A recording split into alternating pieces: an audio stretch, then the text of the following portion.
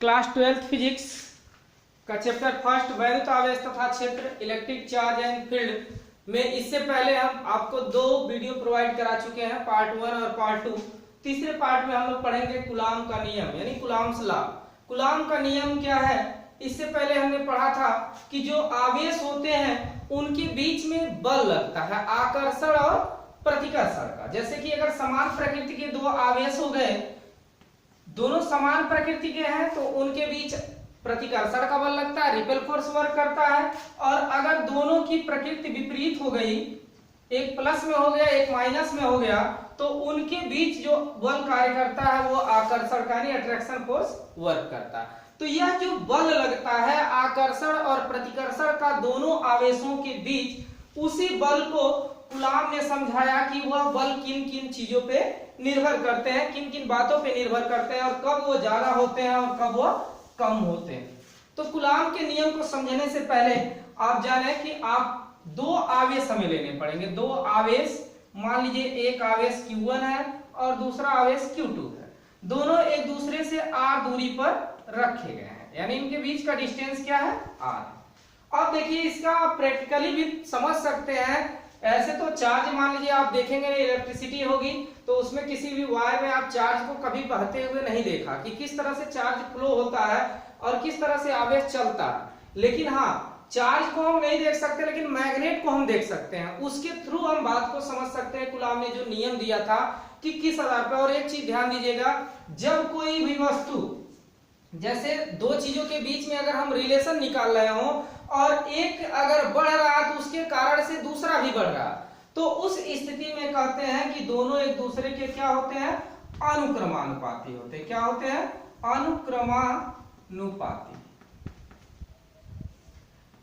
अनुक्रमानुपाती कब होता है? जब दोनों समान रेशियो में बढ़ रहा हो। जैसे कि अगर एक एग्जांपल के तौर पे ले लें हम इन आवेशों में ही या चुंबक में ही ले लें कि चुंबक के बीच बल क्या होता है। अगर चुंबक का द्रव्यमान बड़ा है, यानी दो मैग्नेट हम ले रहे हैं, दोनों बड़े बड़े हो, यानी उसका द्रव्यमान बड़ा हो रहा है, ज्यादा बड़े बड़े हैं। जैसे मैग्नेट को तो आप देख ही सकते हैं, अगर इस तरह का मैग्नेट है बड़ा और यह एक मैग्नेट है, अब इसमें क्या होगा कि इनकी दिशाएं समान होंगी तो प्रतिकर्षित करेगा, असमान होंगी तो आकर्षित। मैग्नेट का चैप्टर आपको आगे मिलेगा, लेकिन हम यहाँ थोड़ा समझा दे रहे हैं आपको।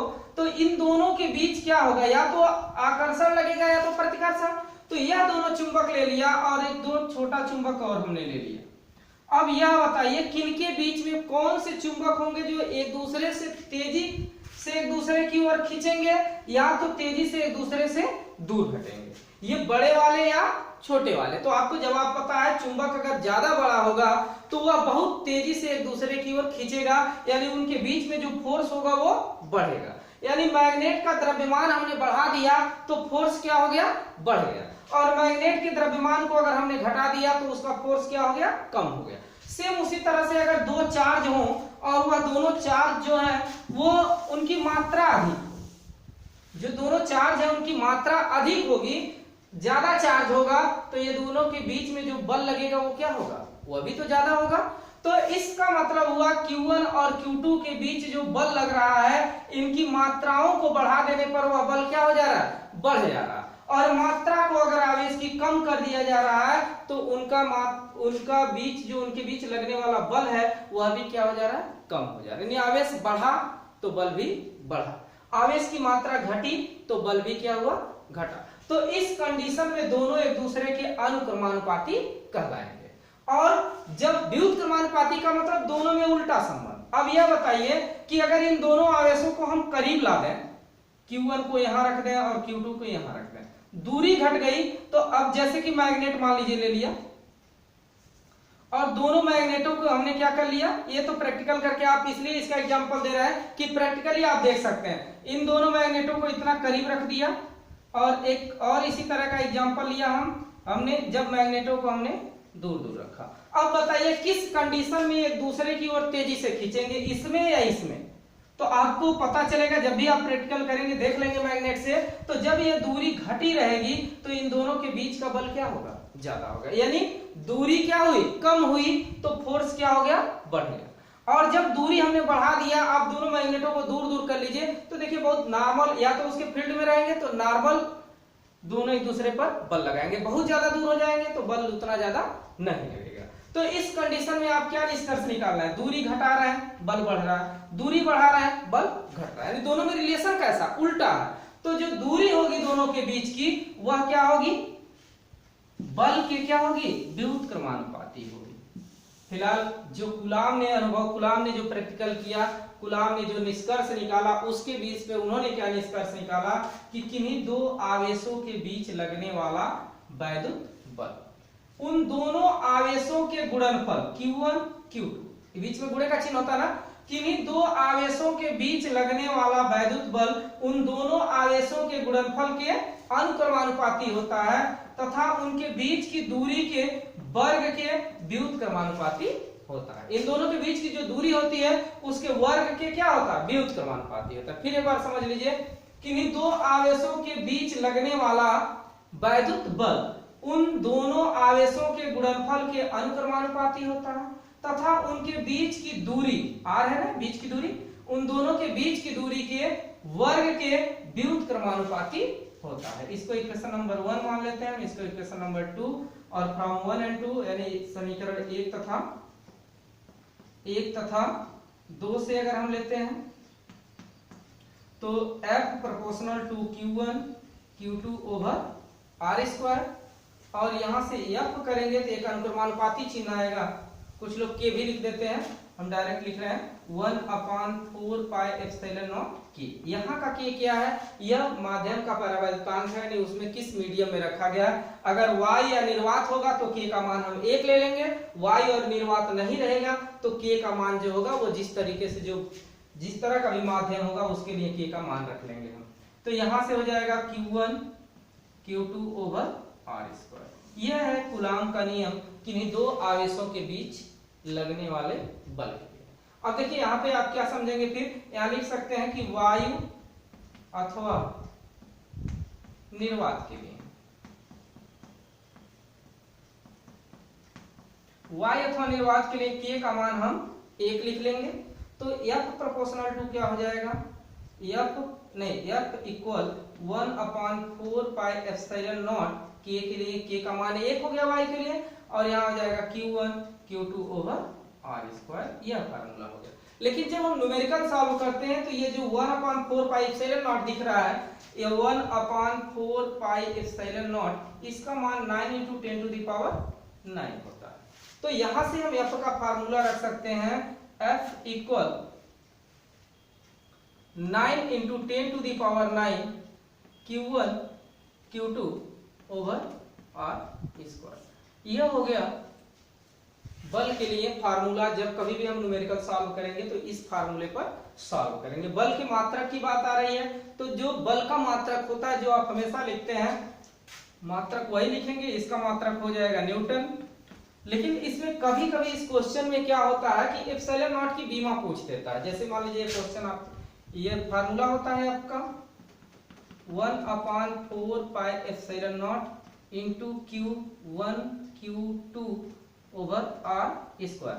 यहां से अगर एप्सिलॉन नॉट की बीमा पूछ दिया, आपको Q का भी बीमा मालूम है, R का मतलब दूरी है, इसकी भी बीमा आपको पता है, F की भी बीमा आपको पता है, लेकिन अगर एप्सिलॉन नॉट की बीमा पूछ दिया तब क्या होगा। तो यहाँ एप्सिलॉन नॉट का अगर बीमा पूछ रहा है तो एप्सिलॉन नॉट की वैल्यू देखिए यहाँ यहाँ से इसका क्रॉस मल्टीप्लाई कर लीजिए तो यहाँ से मिल जाएगा आपको जो एप्सिलॉन नॉट की वैल्यू मिलेगी। यहाँ देख लीजिए एप्सिलॉन, या तो सीधे सीधे पहले पूरा मल्टीप्लाई कर लीजिए यहाँ पे, तो या डायरेक्ट ही निकाल लेते हैं। एप्सिलॉन नॉट को यहाँ कर लेते हैं, एप्सिलॉन नॉट इक्वल, देखिए ये यहाँ दिया गया है तो इसका यहाँ पे नीचे ऊपर है तो नीचे मल्टीप्लाई इसका कर सकते हैं, इसके बाई 1 लिख करके क्रॉस मल्टीप्लाई। तो यहाँ से आप निकाल लेंगे 1/4 pi into Q1 Q2 by FR square. अब सबकी बीमाएं रख दीजिए। देखिए Q की बीमा क्या होती है, Q का फार्मूला होता है I इंटू T। I मतलब विद्युत धारा, विद्युत धारा की बीमा के लिए हम क्या लिखते हैं, A लिखते हैं, और T मतलब समय, समय के लिए T, यानी Q की बीमा जो निकलेगी वो A इंटू T हो जाएगी। 4 और पाई ये सब तो बीमा लेस राशियां हैं, इसकी बीमाएं नहीं होती। यहाँ पे हम लिखेंगे A T, और यहाँ भी हम लिख देंगे इसका भी मान A T टी, और यहाँ देखिए एफ की विमा लिखेंगे हम एम एल टी पे माइनस पावर माइनस 2 और आर का विमा एल का स्क्वायर। अब देखिए इन सबको अगर हम एक सिस्टम से करें तो देखिए ए और ए, एम को ऊपर ले जाएंगे तो एम पे पावर -1 और एल पे देखिए एल पे 1 और एल पे 2 तो एल पर -3 हो जाएगा और टी पे -2 है और ऊपर भी +2 है, तो ये दोनों आपस में क्या हो जाएंगे, माइनस और प्लस क्या हो जाएंगे, कैंसिल हो जाएंगे। तो टी बिल्कुल नहीं, सॉरी, ये माइनस में ऊपर जाएगा तो प्लस में होगा, तो टी पे पावर 4 हो जाएगा क्योंकि माइनस में 2 है और ऊपर टी पे 1 दोनों प्लस में है, ये माइनस ऊपर जाएगा तो प्लस में हो जाएगा, टी पे 2 और टी पे 2 टी पे पावर 4 हो गया। और यहाँ ए और ए स्क्वायर, ये हो गया एप्सिलॉन नॉट की डी। यहाँ से एप्सिलॉन नॉट का, बाकी बल का बीमा पूछता है तो बल की बीमा के लिए आप वही लिख देंगे, मात्रक इसका जो होगा। अच्छा, एप्सिलॉन नॉट होता क्या है, मन में आपके कंफ्यूजन आ सकता है। तो एप्सिलॉन नॉट जो होता है निर्वात की वैद्युतशीलता होता है, इसको हम क्या बोलते हैं, निर्वात की वैद्युतशीलता।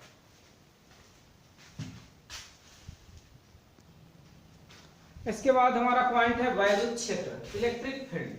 देखिए क्षेत्र, किसी भी चीज का क्षेत्र क्या होता है, यहां पर हमने लिया वैद्युत का क्षेत्र। जैसे क्षेत्र मतलब फील्ड, किसी का एक एरिया, जिस दायरे में आप बहुत सुनते होंगे अक्सर कि किसी भी थाने का यह क्षेत्र है, यह एरिया है। हमारा खेत ही ले लीजिए तो खेत का हमारा एक दायरा होता है, चारों तरफ से हमारा एक बांध हम बनाए होते हैं जिसके किनारे अगर कोई हमारे बिना अनुमति के हमारे खेत के अंदर वो एंटर नहीं कर सकता। उसी तरीके से ये वैद्युत जो क्षेत्र है वो किसका है, वैद्युत का है। आवेश, तो वैद्युत किससे उत्पन्न होता है, आवेश से उत्पन्न होता है। यानी सबसे पहले हम लेंगे कोई एक आवेश और इसके चारों तरफ का एक हम दायरा लेंगे, ये हो गया। यह दायरा डिपेंड करेगा इसके आवेश के मात्रा के ऊपर। अगर इसकी मात्रा ज्यादा है तो इसका फील्ड क्या होगा, ज्यादा होगा। अगर इसकी मात्रा कम है तो इसका फील्ड क्या होगा, कम होगा। तो यह एक वैद्युत आवेश हो गया, तो इसके कारण चारों तरफ इसका एक फील्ड बनेगा। तो वह, अगर इसका डिफिनेशन लिखना हो तो हम क्या लिखेंगे, यहां लिखेंगे किसी भी आवेश के चारों तरफ का वह क्षेत्र या किसी आवेश का चारों तरफ का वह घेरा जिसके भीतर कोई दूसरा आवेश लाने पर वह आकर्षण अथवा प्रतिकर्षण बल का अनुभव करता हो, उस आवेश का वैद्युत क्षेत्र कहलाता है। यानी इस आवेश के कारण चारों तरफ इसके जो फील्ड बनेगा उसी को हम क्या कहेंगे, वैद्युत क्षेत्र कहेंगे। यानी आवेश, अब इसको जानने के लिए आप जानेंगे दायरा कहां के लिए है, तो इसके लिए कोई भी इसमें टेस्टर लाएंगे, परीक्षण आवेश लाएंगे तो उस पे एक बल का अनुभव होगा, चाहे वो आकर्षण का हो रहा है चाहे प्रतिकर्षण का, और वह बल जिस बिंदु से अनुभव करना शुरू करेगा, जैसे मान लीजिए इस बिंदु पर लाया हमने, यहाँ पर यह परीक्षण आवेश मान लीजिए Q0 ही हम ले रहे हैं, यह इस पे बल का अनुभव कर रहा है, इसका मतलब यहीं से शुरू होता है इस आवेश का फील्ड, उससे पहले इसका फील्ड शुरू नहीं हो रहा, उसके बाहर उसका कोई भी क्षेत्र नहीं है। तो नॉर्मल डिफिनेशन आप देख सकते हैं किसी भी वैद्युत क्षेत्र का, कि किसी भी वैद्युत आवेश के चारों तरफ का वह क्षेत्र जिसमें दूसरा कोई आवेश लाने पर वह आकर्षण अथवा प्रतिकर्षण बल का अनुभव करता हो, उसे उस आवेश का वैद्युत क्षेत्र कहते हैं। तो वैद्युत क्षेत्र हो गया। अब इसमें देख लीजिए वैद्युत क्षेत्र हमने पढ़ा, अब वैद्युत क्षेत्र में हम पढ़ लेते हैं वैद्युत बल रेखाएं क्या होते हैं। वैद्युत बल रेखा, तो वैद्युत बल रेखाएं क्या है, इसको समझने के लिए आप जान लीजिए कि वैद्युत बल रेखाएं जो होती हैं वो एक वैद्युत क्षेत्र में खींची गई काल्पनिक रेखा होती है। कैसी रेखा, काल्पनिक रेखा जो वैद्युत क्षेत्र में खींची जाती है। वैद्युत बल रेखाओं, वैद्युत बल रेखाओं के गुण,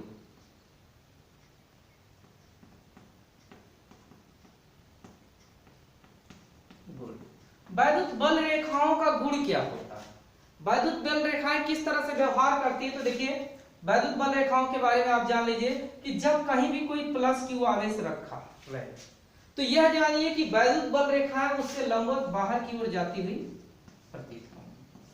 बात समझ में आ रहा, यानी धन Q आवेश से प्लस Q आवेश से वैद्युत बल रेखाएं बाहर की ओर जाती हुई प्रतीत होती हैं, और अगर माइनस Q आवेश हो तो वैद्युत बल रेखाएं उस पर क्या होती हैं, आती हुई प्रतीत होती है। यानी यह जो रेखाएं होंगी वह इस बिंदु पर आती हुई प्रतीत होंगी। इसको ऐसे भी समझ सकते हैं। यह हो गया एक, इसका दूसरा भी पॉइंट समझ सकते हैं। पहला पॉइंट हो गया, दूसरा पॉइंट में आप समझ सकते हैं कि वैद्युत, मान लीजिए यहाँ प्लस क्यू आवेश है और यहाँ पर माइनस क्यू आवेश, तो वैद्युत बल रेखाएं जो होती हैं वो धन क्यू आवेश से शुरू होती हैं और कहां पर जाती हैं, ऋण आवेश पर, यानी धन आवेश से शुरू होकर के यह बल रेखाएं ऋण आवेश पर पहुंचती हैं। क्लियर हो गया? यानी वैद्युत बल रेखाएं कहां से निकलती है, धन क्यू आवेश से, और समाप्त कहां होती है, माइनस क्यू आवेश पर। ऐसा नहीं होता कि ये माइनस क्यू आवेश से शुरू होकर प्लस क्यू आवेश पर क्या हो जाती है, समाप्त हो जाते हैं। तो इससे यह निष्कर्ष निकाल सकते हैं कि जो वैद्युत बल रेखाएं होती हैं वह एक खुला वक्र बनाती हैं। कैसा वक्र बनाती हैं, खुला वक्र। यानी वैद्युत बल रेखाएं वक्र कैसा बनाती हैं, खुला वक्र। और एक तीसरा पॉइंट देख लीजिए कि जो वैद्युत बल रेखाएं होती हैं वो कुछ बिंदुओं पर बहुत नजदीक नजदीक होती हैं, एक दूसरे के पास पास होती हैं, और जब ऐसे जैसे दूरी हम बढ़ाते जाते हैं, दूर होते जाते हैं, उसी तरीके से यह वैद्युत बल रेखाओं के बीच की जो दूरियां हैं वह दूरियां रेखाओं के बीच की क्या होती जाती हैं, बढ़ती जाती हैं। यानी इससे क्या निष्कर्ष निकलता है कि वैद्युत बल रेखाएं जिन बिंदुओं पर पास पास होती हैं वहां पर जो वैद्युत क्षेत्र की तीव्रता होती है वो क्या होती है, अधिक होती है। यानी इंटेंसिटी ऑफ इलेक्ट्रिक फील्ड उन बिंदुओं पर क्या होता है, ज्यादा होता है, और जिन बिंदुओं पर वैद्युत बल रेखाएं दूर दूर होती हैं उन बिंदुओं पर वैद्युत बल रेखा जो वैद्युत क्षेत्र की तीव्रता होती है, इंटेंसिटी ऑफ इलेक्ट्रिक फील्ड होती है, वो क्या होती है, बहुत कम होती है। बात कंफर्म हो गया। जिन बिंदुओं पर रेखाएं नजदीक नजदीक, ये इस बात का प्रमाण है कि वहां वैद्युत क्षेत्र की तीव्रता ज्यादा है, और जहां दूरी ज्यादा है वहां प्रमाण यह है कि वैद्युत बल क्षेत्र की तीव्रता वहां पर कम है। इसके अलावा जान लीजिए कि वैद्युत बल रेखाएं आप देख रहे हैं कभी भी एक दूसरे को नहीं काटती हैं। क्या है, वैद्युत बल रेखाएं एक दूसरे को कभी भी नहीं काटते हैं। और एक पॉइंट और जान लीजिए कि किसी भी बिंदु पर अगर वैद्युत क्षेत्र की दिशा हमें ज्ञात करनी है, क्या ज्ञात करनी है, वैद्युत क्षेत्र की तीव्रता की दिशा, तो जो किसी भी, मान लीजिए इस बिंदु पे हमें वैद्युत क्षेत्र की तीव्रता की ज्ञात करनी है, तो इसके लिए इस बिंदु पर हम एक स्पर्श रेखा खींचते हैं जो वैद्युत क्षेत्र की दिशा में होती है। क्लियर हो गया? यानी वैद्युत किसी भी बिंदु पे जो वैद्युत क्षेत्र की दिशा होती है वो उस बिंदु पर खींची गई स्पर्श रेखा की दिशा में होती है। अब इसके बाद आप एक पॉइंट जान लीजिए कि वैद्युत बल रेखाएं जो होती हैं वो एक दूसरे को कभी भी नहीं काटती। जैसे कि पहले मैं बताया था, तो इसमें क्वेश्चन देता है कभी कभी कि वैद्युत बल रेखाएं एक दूसरे को कभी भी नहीं काटती हैं, यह कारण सहित स्पष्ट कीजिए। यानी आपको कारण देकर के बताना है कि वैद्युत बल रेखाएं एक दूसरे को कभी भी नहीं काटती हैं। तो इसके लिए देख लीजिए, मान लीजिए हम दो पॉइंट ले रहे हैं और ये दोनों एक दूसरे को काट रहे हैं, ध्यान दीजिएगा। अब यहां पर देखिए, अगर इस रेखा के अनुसार इस जो यह वैद्युत बल रेखाएं खींची गई इसके अनुसार स्पर्श रेखा खींचे तो इस डायरेक्शन में होगा, और अगर इसके अनुसार हम स्पर्श रेखा खींचे तो यह इस डायरेक्शन में होगा। यानी एक बिंदु पे, यानी जो कटान बिंदु है, जिस बिंदु पर हमें क्या ज्ञात करना है, वैद्युत क्षेत्र की दिशा, उस बिंदु पे दो कटान बिंदु मिल रहा है, उस पर दो स्पर्श रेखाएं खींच दी गई। परंतु एक नियम आपको ध्यान देना है कि कभी भी एक बिंदु से होकर के दो स्पर्श रेखाएं नहीं खींची जा सकती। कोई एक बिंदु दिया है तो उस बिंदु पे एक या केवल एक ही स्पर्श रेखा खींची जा सकती है। जैसे मान लीजिए कोई यह लाइन दिया गया है, तो इस बिंदु पर, या कोई एक सर्कल है, सर्कल के इस बिंदु से अगर हमें स्पर्श रेखा खींचनी है तो केवल और केवल हम एक स्पर्श रेखा खींच सकते हैं, एक से ज्यादा स्पर्श रेखा नहीं खींच सकते। लेकिन अगर आपने मान लिया कि यह दोनों रेखाएं, जो रेखाएं हमने दिया है वैद्युत बल रेखाएं, यह एक दूसरे को काट रही हैं, तो यह कब संभव होगा? मान लीजिए काट ली, अगर काट दी तो संभव कब होगा कि इस पे दो स्पर्श रेखा खींची जाएगी, तब संभव होगा। और एक बिंदु से केवल एक ही स्पर्श रेखा खींची जा सकती है। यानी जो कंडीशन हमने लिया था वो क्या लिया, गलत लिया। यानी अगर क्वेश्चन में देता है कि वैद्युत बल रेखाएं एक दूसरे को कभी भी नहीं काटती है, कारण सहित स्पष्ट कीजिए, तो आप दो लाइनें खींचोगे और दो लाइनों में बता देंगे कि माना यह दो रेखाएं हैं जो एक दूसरे को काट रही हैं। इसके लिए इन दोनों रेखाओं पे स्पर्श रेखा खींचने पर हमें दो स्पर्श रेखाएं प्राप्त होंगी, जबकि एक बिंदु से केवल एक ही स्पर्श रेखा खींची जा सकती है। अतः इससे यह स्पष्ट होता है कि वैद्युत बल रेखाएं एक दूसरे को कभी भी नहीं काटते हैं। क्लियर हो गया? तो और भी सारे प्रॉपर्टीज हैं, लेकिन खास तौर से यह प्रॉपर्टीज आप विशेष तौर से ध्यान दीजिएगा कि वैद्युत रेखाएं एक दूसरे को कभी भी नहीं काटती। कारण से स्पष्ट कीजिए, इस पे क्वेश्चन भी आता है तो इसको भी आप सॉल्व कर लेंगे। तो वैद्युत क्षेत्र हो गया और वैद्युत बल रेखाओं को हमने पढ़ा। वैद्युत क्षेत्र की तीव्रता, इंटेंसिटी ऑफ इलेक्ट्रिक फील्ड। देखिए, इंटेंसिटी ऑफ इलेक्ट्रिक फील्ड यानी वैद्युत क्षेत्र की तीव्रता, इसके पहले हम लोगों ने डिस्कस किया था वैद्युत बल रेखाओं को। जिन बिंदुओं पर वैद्युत बल रेखाएं काफी नजदीक होती हैं, उन बिंदुओं पर वैद्युत क्षेत्र की तीव्रता अधिक होती है। तो वैद्युत क्षेत्र की तीव्रता को हम जानेंगे कैसे हम जानेंगे किसी बिंदु पर वैद्युत क्षेत्र की तीव्रता ज्यादा है? तो इसके लिए देखिए, एफ का पहले हम एफ का फार्मूला आपको बता देते हैं। एफ का फार्मूला होता है, सॉरी ई का फार्मूला होता है वैद्युत क्षेत्र की तीव्रता का F/Q। अब F क्या है कि परीक्षण आवेश है, सॉरी F क्या है कि बल है, और यह Q क्या है? Q नॉट परीक्षण आवेश है। परीक्षण आवेश का मतलब क्या होता है? देखिए, परीक्षण आवेश का मतलब होता है वो सूक्ष्मतम आवेश होता है। इससे किसी भी आवेश की कारण जो वैद्युत क्षेत्र की उसकी तीव्रता उत्पन्न होती है, इस आवेश के कारण उसकी तीव्रता पर कोई भी प्रभाव नहीं पड़ता। जैसे अभी से समझने के लिए देखिए, मान लीजिए एक हमने प्लस Q आवेश लिया, और ये जो परीक्षण Q आवेश लेते हैं इसको हम हमेशा धनात्मक ही लेते हैं। मान लीजिए प्लस Q आवेश लिया, इसके चारों तरफ का एक फील्ड बनेगा, जैसा कि आप इससे पहले पढ़ चुके हैं वैद्युत क्षेत्र में कि इसके चारों तरफ एक वैद्युत क्षेत्र बनेगा। अब देखिए, अगर इसके जानना है वैद्युत क्षेत्र के भीतर ही हम तीव्रता को जान सकते हैं कि इसकी इंटेंसिटी कितनी है। जब इससे बाहर हम चले जाएंगे तब तो हमें पता नहीं चलेगा। तो जो भी हमें पता करना है वैद्युत क्षेत्र की तीव्रता, किस बिंदु पे तीव्रता ज्यादा है, उसके लिए हमें क्या करना होगा कि इसके भीतर ही आना होगा किसी भी चीज को लेकर के। अब क्या करना है वो अभी फार्मूले के अकॉर्डिंग आपको हम बता रहे हैं किस तरीके से इसके डिफिनेशन को हम लिखेंगे। लेकिन आप ये देखिए कि जैसे जैसे हम मान लीजिए इस बिंदु पे निकाल सकते हैं वैद्युत क्षेत्र की तीव्रता, इस बिंदु पे निकाल सकते हैं, इस बिंदु पे निकाल सकते हैं, किसी भी बिंदु पे आप वैद्युत क्षेत्र की तीव्रता को निकाल सकते हैं। लेकिन वो कैसे निकलेगा, इसको जानने के लिए फार्मूला है F=F/Q नॉट, यानी तीव्रता किन बिंदुओं पे ज्यादा होगी? जिन बिंदु पर परीक्षण आवेश पर लगने वाला बल जो होगा वो ज्यादा होगा। सिंपल सी बात, क्योंकि बल ज्यादा होगा तो तीव्रता क्या होगी? ज्यादा होगी। तो जिन बिंदु पे, मान लीजिए जिस भी बिंदु पे हम वैद्युत क्षेत्र की तीव्रता निकालना चाह रहे हैं, उस बिंदु पे हमें जानना होगा कि यह जो बल होगा उस बिंदु पर कितना है।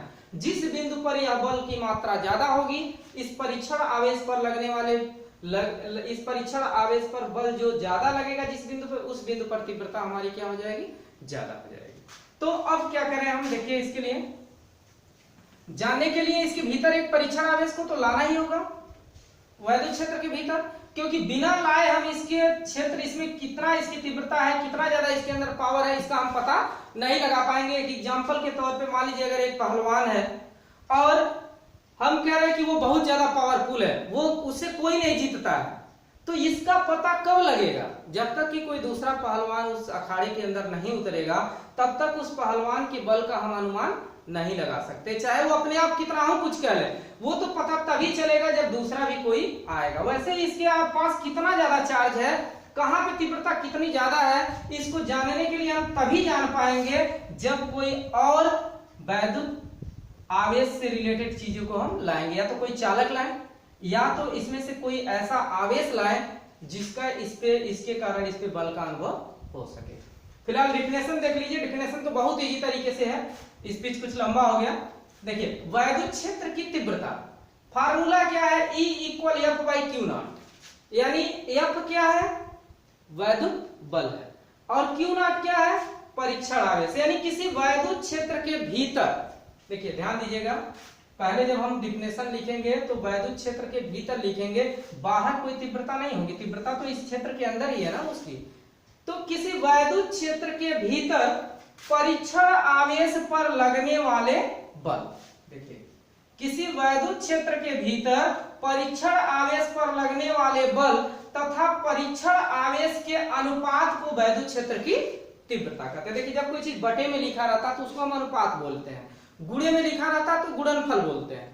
बात समझ में आ रही है? तो यहाँ बटे में लिखा गया है, रेशियो में दोनों दिया गया है, तो यहाँ हम लिखेंगे किसी वैद्युत क्षेत्र के भीतर परीक्षण आवेश पर लगने वाले बल तथा परीक्षण आवेश के अनुपात को वैद्युत क्षेत्र की तीव्रता कहते हैं। सिंपल से लैंग्वेज में वैद्युत क्षेत्र के भीतर परीक्षण आवेश पर लगने वाला बल और परीक्षण आवेश के अनुपात को वैद्युत क्षेत्र की तीव्रता कहते हैं।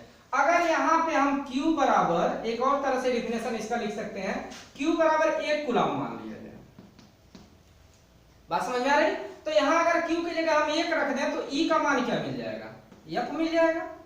तो यहां से हम क्या लिख सकते हैं कि किसी वैद्युत क्षेत्र के भीतर एकांक परीक्षण आवेश पर लगने वाला जो बल होता है वही वैद्युत क्षेत्र की तीव्रता कहलाता है। बात समझ में आ रही है? कुछ लोगों के मन में आ रहा है सर इसको एकांक बोलना, एकांक मत बोलिए, वो आपके ऊपर डिपेंड करता है। देखिए 1 है तो एकांक क्या कहेंगे आप, लेकिन आप कह रहे हैं 1 कूलम ही कहना चाह रहे हैं तो 1 कूलम करके भी डिफिनेशन आप लिख दोगे तो भी कोई गलत नहीं करेगा। आप लिख सकते हैं किसी वैद्युत क्षेत्र के भीतर 1 कूलम परीक्षण आवेश पर लगने वाले बल को वैद्युत क्षेत्र की तीव्रता कहते हैं। तो यहां से देखिए मैथमेटिकल फार्मूला जो डिफिनेशन लिखना होता है वो काफी इजी होता है और उसे कभी भूलेंगे भी नहीं आप। देखिए जहां बटे में रहा रेशियो कह दीजिए, जहां मल्टीप्लाई में दी रहा है हो वहां गुणनफल कह दीजिए। तो क्लियर हो गया? 1 कूलम परीक्षण आवेश पर लगने वाला जो बल होता है उसे वैद्युत क्षेत्र की तीव्रता कहते हैं। वैद्युत क्षेत्र की तीव्रता हो गई। अब देखिए नेक्स्ट पॉइंट, बिंदु आवेश के कारण वैद्युत क्षेत्र की तीव्रता। बिंदु आवेश के कारण वैद्युत क्षेत्र की तीव्रता।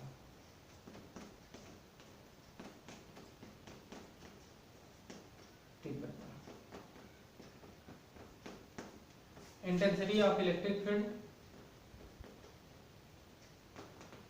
Intensity of electric field due to point charge।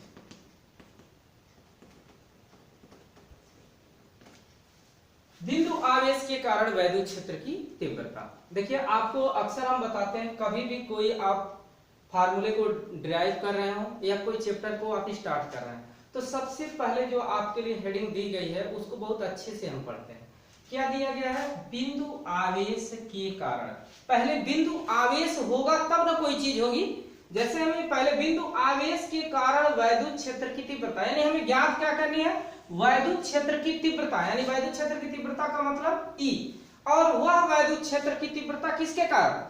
एक बिंदु आवेश के कारण। तो सबसे पहले एक बिंदु आवेश लीजिए। मान लीजिए हमने प्लस Q एक बिंदु आवेश लिया, जिससे मान लीजिए R दूरी पर कोई बिंदु मान लीजिए P लिया हमने, जहां पर हमें वैद्युत क्षेत्र की तीव्रता को ज्ञात करना है। तो इसके लिए इस बिंदु पर हम परीक्षण आवेश को रखेंगे Q0 को, और इस बिंदु पर Q आवेश है और इस बिंदु पर Q0 आवेश है। इसको नाम वो दे देते हैं। अब देखिए, अब यहां से पहले समझिए आवेश आपके पास दो हो गए, Q और एक Q0, और दो आवेशों के बीच एक बल कार्य करता है, जिसे हम कूलॉम के नियम में पढ़े थे कि दो आवेशों के बीच में कौन सा बल कार्य करता है? वैद्युत बल कार्य करता है। तो यहां से अगर हम वैद्युत बल का फार्मूला लिखें, F = 1/4 πε0 K इंटू Q0, क्योंकि उस पर हम Q1 और Q2 लिख रहे थे, लेकिन वहां पर आवेश हमने Q1 और Q2 लिया था, यहाँ हम आवेश Q और Q0 ले रहे हैं, तो Q/R²। यह तो F का फार्मूला हो गया। बिंदु आवेश के कारण वैद्युत क्षेत्र की तीव्रता, परंतु हमें निकालनी क्या है? वैद्युत क्षेत्र की तीव्रता। तो वैद्युत क्षेत्र का तीव्रता का फार्मूला क्या होता है? अभी इससे पहले हम पढ़े थे, यहां लिख सकते हैं, परंतु E = F/Q। समझ में आ रहा फार्मूला? इससे पहले हम लोगों ने पढ़ा था। अब F का फार्मूला देखिए, अगर इसको हम समीकरण 1 बना रहे हैं तो समीकरण 1 से F का मान रखने पर, तो अगर समीकरण 1 से F का मान रख रहे हैं तो यहां से E का फार्मूला क्या हो जाएगा? F का मान हमने निकाला था 1/4 πε0 K इंटू Q/R², और पूरे के बटे Q नॉट, क्योंकि देखिए ये तो एफ की टोटल वैल्यू हो गई और यहाँ पे क्यू नॉट, यानी एफ को हटाएंगे यहाँ से, एफ के जगह पे यह पूरा मान रखेंगे और क्यू नॉट को यहाँ रखेंगे, तो क्यू नॉट से क्यू नॉट क्या हो गया, कैंसिल हो गया। तो यहाँ से हम ई का फार्मूला क्या लिख सकते हैं, 1/4 पाई एप्सिलॉन नॉट के into Q by R square. देखिए ये वैद्युत क्षेत्र की तीव्रता का फार्मूला हो गया। हाँ, यहाँ वायु और निर्वात के लिए लेंगे, अगर वायु अथवा निर्वात के लिए, तो यहां से हम के बराबर क्या ले लेंगे, 1। तो यहां से ई का जो फार्मूला निकल के आएगा वह क्या निकल के आएगा, 1/4 pi epsilon naught into Q by R square, sorry हाँ आर स्क्वायर। तो ये ई का फार्मूला हो गया। अगर इस पे न्यूमेरिकल आपको सॉल्व करना है तो E equal 9 into 10 to the power 9 Q by R square. तो यहां से बात समझ में आ गई आपकी कि बिंदु आवेश के कारण वैद्युत क्षेत्र की जो तीव्रता होता है उसका यह फार्मूला।